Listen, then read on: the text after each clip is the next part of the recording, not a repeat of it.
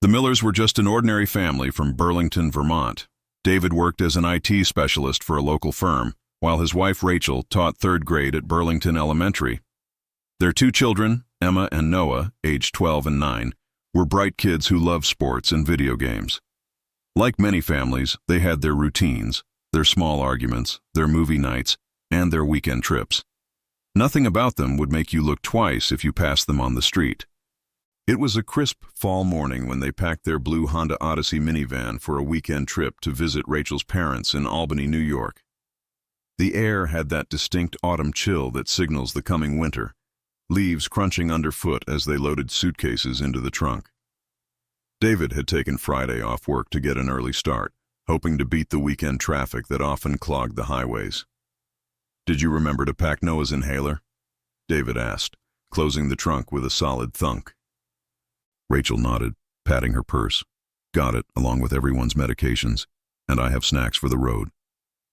As they merged onto Interstate 87, heading south, the scenery gradually changed from the rolling green hills of Vermont to the denser forests of upstate New York. The kids were unusually quiet in the back, Emma with her headphones on, lost in music, and Noah absorbed in his handheld game. "It's nice to have some peace and quiet for once," Rachel remarked with a smile, reaching over to squeeze David's hand on the steering wheel. 3 hours into their journey, just past Glens Falls, David noticed a police cruiser appear in his rearview mirror, lights flashing. "What the hell?" he muttered, checking his speedometer. He was going exactly the speed limit. "I wasn't speeding." "Maybe it's not for us," Rachel suggested, turning to look behind them. But the cruiser stayed directly behind them, and when David signaled and began pulling over to the shoulder, the police car followed. "Kids, stay calm," Rachel said, turning to look at Emma and Noah, who had finally looked up from their devices, curious about what was happening. David rolled down his window as the officer approached. He was a tall man with a stern expression, his hand resting near his holster in a way that made David's stomach tighten. "License and registration," the officer said brusquely, without introducing himself or explaining the reason for the stop. "Of course, officer," David replied, reaching for his wallet. "May I ask why you pulled us over?" The officer didn't answer immediately, studying David's license with unusual intensity. "Sir, I need all occupants of the vehicle to keep their hands visible at all times." Rachel exchanged worried glances with David. This wasn't a routine traffic stop. "Officer, we're just heading to Albany to visit family," Rachel offered, trying to keep her voice steady. The officer spoke into his radio, his voice too low for them to hear. Then he addressed them again. "Please remain in your vehicle. Do not attempt to exit." As he walked back to his cruiser, David turned to Rachel. "Something's not right. I wasn't speeding. The car's registration is current, and all our lights are working." Before Rachel could respond, they heard it. The unmistakable whump whump whump of helicopter rotors, not one helicopter, but several, growing louder by the second. "Mom, what's going on?" Noah asked, his voice small with fear. Through the windshield, they watched in disbelief as 3 military helicopters appeared over the tree line, hovering low enough that the downdraft made the minivan shake. 2 more police cruisers screamed to a halt behind the first one, and officers emerged with weapons drawn. "David," Rachel whispered, gripping his arm so tightly her knuckles turned white. A voice boomed through a loudspeaker from one of the helicopters. "Occupants of the blue Honda Odyssey, remain in your vehicle. This is a matter of national security." National security? The words hung in the air like a physical threat. David felt as if he had stepped into someone else's life, someone else's nightmare. "Dad?" Emma had removed her headphones, her face pale. "What's happening?" "I don't know, honey," David admitted, trying to maintain a calm he didn't feel. "But we haven't done anything wrong. There must be some mistake." Outside, men in tactical gear were now surrounding the minivan at a distance, their movements precise and practiced. This wasn't local law enforcement anymore. These were federal agents. The original officer approached again, this time with another man beside him, plainclothes with a badge hanging from his neck. "Mr. Miller," the plainclothes man said as the officer stood back, "I'm Special Agent Reeves with the FBI. We need you and your family to step out of the vehicle, one at a time, hands visible." My children are scared, David protested. Can you at least tell us what this is about? Agent Reeves's expression remained impassive. Sir, this is a matter of national security. Please comply immediately. With no choice, they exited the vehicle as instructed. First David, then Rachel, and finally the children. They were quickly separated, each taken to a different vehicle for questioning. David watched helplessly as Noah, clutching his game console like a lifeline, was led away by a female agent who spoke to him in gentle tones that belied the gravity of the situation. Inside the police cruiser, David sat across from Agent Reeves, his mind racing. I demand to know what's going on, he said, fighting to keep his voice level. We're just a family on a weekend trip. Agent Reeves opened a folder. Mr. Miller, do you know an individual named Marcus Weller? The name hit David like a physical blow. Marcus had been his college roommate at MIT 20 years ago. They had lost touch after graduation when Marcus went to work for a defense contractor. Yes, I knew him in college. We haven't spoken in years. When was the last time you had contact with him? David thought hard. Maybe 5 years ago? He sent me a friend request on social media. We exchanged a few messages, catching up, but that was it. And did he send you anything during this exchange? Files, links, information of any kind? David shook his head, bewildered. No, nothing like that. Just messages about our families, our jobs, normal stuff. Agent Reeves studied him carefully. Mr. Miller, Marcus Weller disappeared 3 weeks ago with highly classified information. His last known digital footprint was an encrypted message sent to your email address. David felt the blood drain from his face. That's impossible. I haven't received anything from him. The message was automatically deleted after being read, according to our cybersecurity team. But it was definitely sent to you, and your IP address shows it was accessed. David's mind raced. He hadn't received any email from Marcus, or had he? He received dozens of emails daily for work. Could he have overlooked something? Or worse, could someone have accessed his account? I swear to you, I haven't knowingly received any message from Marcus. Check my devices. Check whatever you need to. Meanwhile, in another vehicle, Rachel was facing her own interrogation from a female agent named Specialist Chen. Mrs. Miller, we need to understand your movements over the past month, Chen said, her tone professional but not unkind. My movements? I teach elementary school. I go to work, I come home, I take care of my family. That's it, Rachel replied, her voice trembling slightly. And your husband's work as an IT specialist? Does he ever bring work home? Does he have access to secure systems? Rachel frowned. He's not some kind of hacker. He manages networks for a local insurance company. Are you aware that your husband previously worked on government contracts during his time at Technodyne Systems from 2007 to 2010? This revelation stunned Rachel. What? No, he worked for a software company in Boston before we moved to Vermont. He never mentioned government contracts. Chen made a note. Interesting. And these frequent trips to Albany, they're always to visit your parents?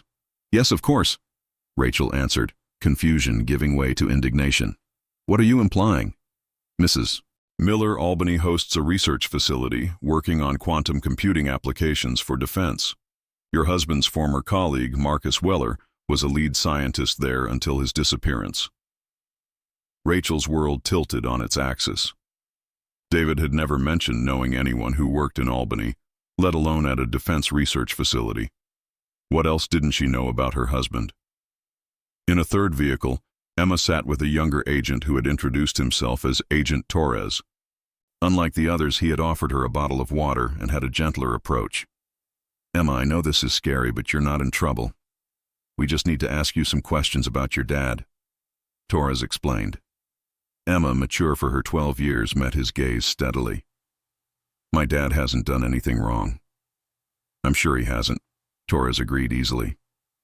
But sometimes people can get caught up in things without realizing it. Has your dad been acting differently lately? Working late? Seeming stressed or secretive? Emma thought about it. He's been on his computer more at night, after Mom goes to bed. But he said he was just catching up on work. Has he received any packages or had any unusual visitors? Emma shook her head, then paused. Well, there was one package last week.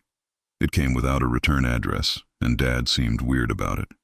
He took it straight to the garage. Torres leaned forward slightly. Did you see what was in it? No, but later I heard him talking on the phone. He sounded angry, saying something like, I never agreed to this and you can't involve my family. This new information spread quickly among the agents. David, unaware of his daughter's revelation, continued to protest his innocence. I want a lawyer, he finally said to Agent Reeves. I'm not saying anything else without legal representation. Reeves nodded as if he had expected this. That's your right, Mr. Miller. But before we go that route, there's something you should see. He slid a tablet across the table. On it was a grainy security camera image of David entering a coffee shop in Burlington 2 weeks earlier. The timestamp showed 10:42 p.m. That's not possible, David said, staring at the image. I was home that night. Your wife confirms you were out, claiming to be attending a work emergency.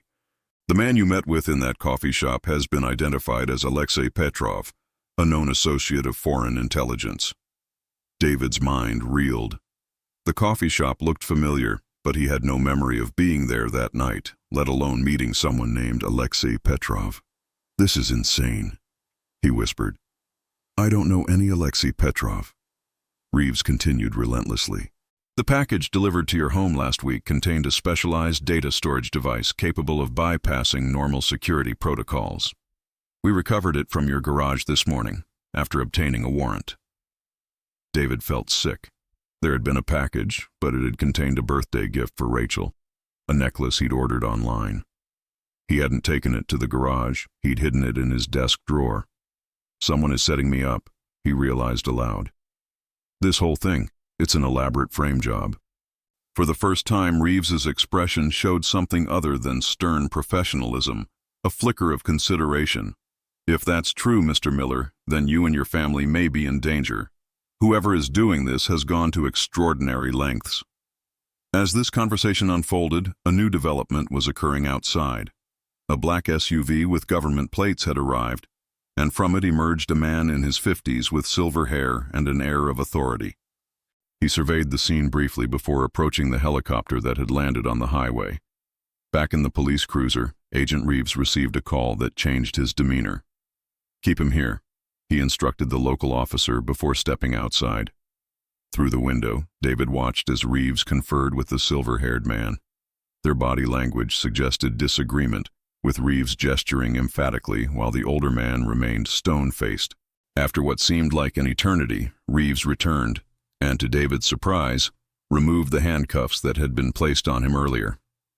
Mr. Miller, new information has come to light, Reeves said, his tone noticeably different. We're releasing you and your family immediately. What? Just like that? David couldn't believe what he was hearing. After all this, you're just letting us go? Not exactly, Reeves replied. You and your family will be taken to a secure location. It appears you may have been caught in the middle of something much larger than we initially thought. The silver-haired man appeared at the cruiser door. Mr. Miller, I'm Director Hargrove of Special Intelligence. I apologize for the heavy-handed approach, but we had to be certain. Certain of what? David demanded. Certain that you're not a willing participant in what's happening. Now we need your help. Within minutes, the Millers were reunited, tearful and confused, before being ushered into the black SUV. Noah clung to Rachel, while Emma watched everything with wary eyes that had aged years in hours. Where are they taking us? Rachel whispered to David as they settled into the vehicle.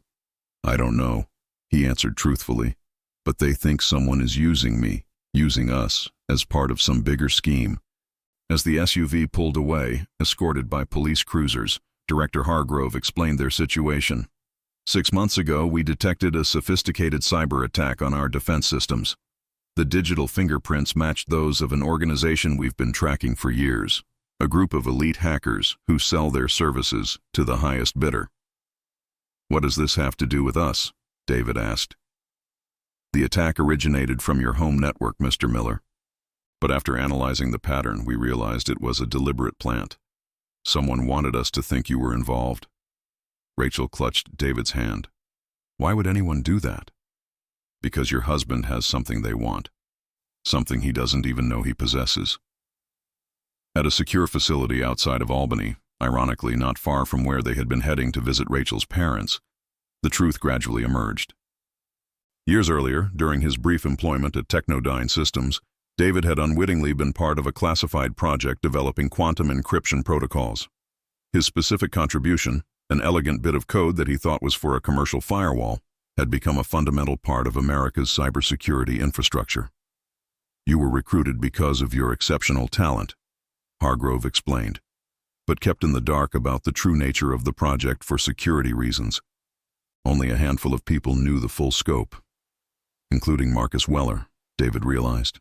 Exactly.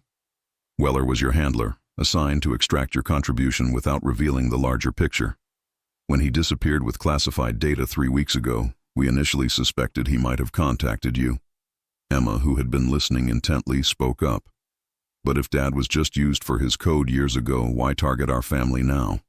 Hargrove smiled slightly, impressed by her question. "Because the encryption is failing. There's a flaw in the system that only the original architect, your father, might be able to identify and fix. And Weller knew this," David concluded. "So his disappearance may not have been voluntary," Hargrove confirmed. "We believe he was abducted by the same group that's been trying to frame you. By making us suspect you, they created the perfect distraction while they forced Weller to help them exploit the vulnerability. The package delivered to their home, the mysterious meeting at the coffee shop, the encrypted email supposedly sent from Marcus, all were elaborate plans designed to make David look guilty while the real operation unfolded elsewhere. The vehicle stop today wasn't random," Hargrove continued. "We've been monitoring your movements, waiting for the right moment to intervene. When our intelligence suggested an imminent threat to your family, we had to act." "So what happens now?" Rachel asked, the teacher in her looking for the lesson plan, the next steps. "Now, with your permission, we need David's help to identify the flaw in the encryption. And we need your entire family to remain in protective custody until we locate Weller and neutralize the threat." It wasn't a perfect solution. The Millers would be separated from their normal lives indefinitely. Emma and Noah would miss school. Rachel and David would miss work. But the alternative, remaining vulnerable to whoever had gone to such lengths to set them up, was unthinkable. In the days that followed, David worked alongside government cryptographers, his unique perspective offering insights that had eluded them. The flaw, when he finally identified it, was subtle. A recursion issue that only became apparent under specific conditions. "It's like finding a single misplaced brick in the foundation of a skyscraper," he explained to Rachel one night in their temporary housing. "On its own it seems insignificant, but under the right pressure it could bring down the entire structure." A week into their protective custody, the first breakthrough came. Using the corrected encryption protocol as bait, they traced an attempted intrusion to a server farm in Eastern Europe. Hours later, satellite imagery revealed activity at a remote compound nearby. The raid was conducted in the early morning hours, and among those rescued was Marcus Weller, gaunt and traumatized, but alive. "They wanted me to authenticate the backdoor they'd created," Marcus explained after medical clearance. "They needed confirmation that it would work before deploying it against major financial and defense systems." With Marcus recovered and the immediate threat neutralized, the Millers were finally allowed to return home, though with enhanced security measures and regular check-ins with Agent Reeves, who had become something of an ally. "Will our lives ever be normal again?" Rachel asked David as they drove back to Burlington, this time with an unmarked security vehicle following at a discreet distance. David glanced in the rearview mirror at their children, who were once again absorbed in their devices, resilient in the way only children can be. "I think we get to redefine what normal means for us now." The blue Honda Odyssey minivan continued north, carrying a family forever changed by the experience but determined to move forward together. Behind them, the events on that stretch of Interstate 87 had already been classified, the official record showing nothing more than a routine traffic stop. But Emma, wise beyond her years, had made an observation during their debriefing that continued to haunt David. "The person who planned all this knew exactly who you were, Dad, and what you could do. They knew about your past when even Mom didn't. What else do they know about us that we don't know ourselves?" It was a question without an answer, at least not yet. But David had learned that sometimes the most ordinary lives conceal the most extraordinary secrets, and that a simple family drive could be the beginning of a journey you never expected to take.